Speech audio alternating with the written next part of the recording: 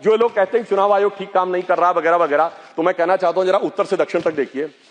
चुनाव आयोग कश्मीर में अच्छा काम करता है, पंजाब में अच्छा काम करता है, हिमाचल में अच्छा काम करता है, सर हरियाणा में गड़बड़ कर देता है, फिर उत्तराखंड में गड़बड़ कर देता है, राजस्थान में सर 2018 में सही काम करता है, 2023 में गड़बड़ कर देता है, फिर यूपी गड़बड़ करता है, बिहार गड़बड़ करता है, झारखंड ठीक कर देता है।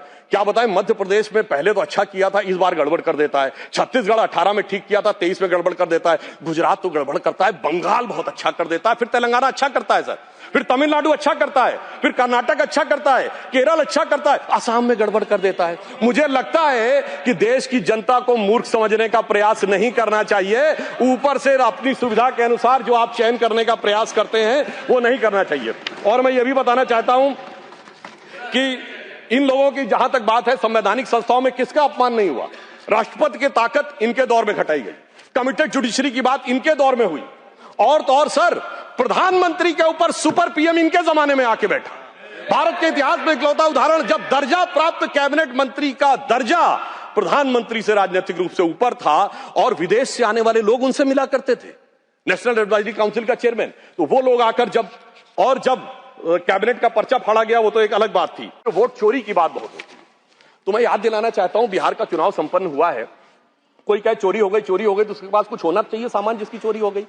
तो मैं आंकड़ा रखना चाहता हूं सदन के सामने, विगत 35 सालों से किस ढंग से कांग्रेस का वोट घट रहा है। 1990 में 71 सीटें जीती, 24% वोट, 103 पे जमानत जब्त। 1995 29 सीटें जीती, 16% वोट, 167 पे जमानत जब्त। सन 2000 में 23 सीटें जीती, 11% वोट, 231 पे जमानत जब्त। 2005 में पूरी सीटें लड़े नहीं, कुल लड़े 58, जिसमें जीते 9, 6% वोट। और 2010 में सर 4 सीटें जीते, 6% वोट पाया, 216 पे जमानत जब्त। भाई साहब मैं पूछना चाहता हूं, आपके पास था क्या जो चोरी हो गया? इसीलिए मुझे एक चीज याद आती है, जो हमारे ग्रामीण क्षेत्रों में एक कहावत है कि जब वो चोरी की गुहार लगाते हैं तो फटक चंद गिरधारी, ना लुटिया ना थारी, और चौराहे पे चीख रहे हैं चोरी हो गई हमारी। अभी हमारे सम्मानित सदस्य कह रहे थे कि 45 दिन के बाद वो नहीं करते, उसका जवाब गृह मंत्री जी वहां पर दे चुके हैं। उन्होंने साफ साफ कहा 1991 में जो चेंजेस किए थे नरसिम्हा राव सरकार में, उसमें कोई भी एविडेंस, कोई भी पिटीशन 45 दिन तक ही हो सकती है। परंतु मैं पूछना चाहता हूं महोदय, बिहार के तो 45 दिन हुए, आज 45वां दिन है, क्यों नहीं अभी तक सीसीटीवी के लिए एप्लीकेशन दी है? अभी मैं कहना चाहूंगा, जाइए फोन करिए, शाम 5 बजे से पहले सीसीटीवी के लिए लगा दीजिए। नहीं करना है। मैं पूछना चाहता हूं, आप कहते हैं 6 बजे के बाद इतनी वोटिंग हुई, बूथ के अंदर फोटोग्राफी पे रोक है, सड़क पे तो नहीं। दिखाइए कितनी लंबी लाइनें थी, कितनी लंबी आपने सोशल मीडिया पे पोस्ट किया, कितने आपके बूथ लेवल एजेंटों ने इस बारे में आपत्ति दर्ज की। परंतु सभापति महोदय, इसमें से कुछ भी नहीं करना है, केवल बवाल करना है। इनकी स्थिति क्या है, जैसे कोई बच्चा है, क्योंकि मैं टीचर रहा हूं तो मैं कहना चाहता हूं, कोई बच्चा है वो कहे मेरे नंबर कम आए, तो तरीका क्या है, स्क्रूटनी का फॉर्म भरो ना। स्क्रूटनी का फॉर्म थोड़ी भरूंगा, मैंने बयान दे दिया, इतना काफी है, मगर एग्जामिनेशन कंडक्टिंग बॉडी मेरी दोबारा कॉपी जांच के दे दे। चलिए मैं दूसरा उदाहरण देता हूं, क्रिकेट का मैच हो रहा है और टीम को लगा कि बैट्समैन आउट था, अंपायर ने नॉट आउट दिया, तो क्या है, रिव्यू डिसीजन में जाओ ना। रिव्यू डिसीजन में नहीं जाऊंगा, मैंने प्रेस कॉन्फ्रेंस कर दिया, अब थर्ड अंपायर अपने आप डिसीजन दे दे। मुझे लगता है वो लोग क्यों नहीं जाना चाहते, उसमें और कोई कारण नहीं है। अभी तक लोकतंत्र को वो समझ नहीं पाए हैं कि एक चाय वाले ने आकर जो स्थान ग्रहण कर लिया है, तो जो साहिब आलम थे, जो फर्जंद अंजुमन थे, जो वली अहद सल्तनत थे, जो मानते थे राज करना उनका जन्मसिद्ध अधिकार है, वो इन चीजों के ऊपर अभी तक तय नहीं कर पाए। जब मोदी जी की सरकार आई तो हमने क्या किया कि जो पॉलिटिकल पार्टीज को कैश डोनेशन मिलता था उसे 20,000 से घटाकर 2,000 किया और सिलेक्टेड उनके ऊपर वीवीपैट की व्यवस्था सुनिश्चित कराई। और मैं ये भी याद दिलाना चाहता हूं, एक पार्टी जो अपने आप को बहुत ईमानदार कहते थे, वो 20,000 की चाय पिलाते थे।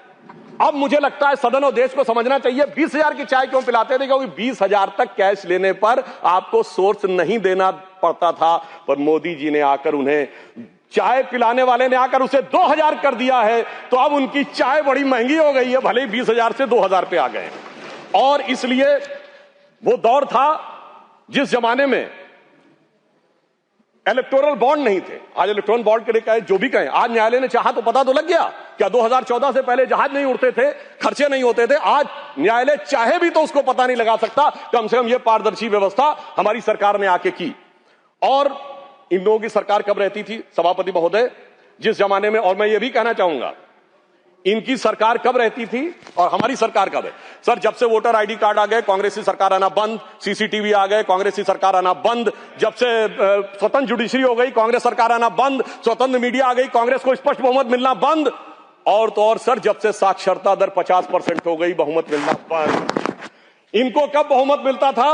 जिस जमाने में मतपेटियां लूटी जाती थी, बूथ कैप्चरिंग होती थी, गोलियां चलती थी, कट्टे बम चलते थे और अनेक लोग गुजरात के चुनाव, बिहार के चुनावों में 80 लोग तक घायल होते थे। इन्हें लग रहा है शायद वही जमाना वापस आ जाए। तो मैं उनके लिए पूरी संवेदना से कहना चाहूंगा कि जो पुराना गीत था, गुजरा हुआ जमाना आता नहीं दोबारा, हाफिज सईद तुम्हारा। আমাদের ভিডিও ভালো লাগলে লাইক এবং শেয়ার করুন, কমেন্ট সেকশনে গিয়ে জানান আপনাদের মতামত।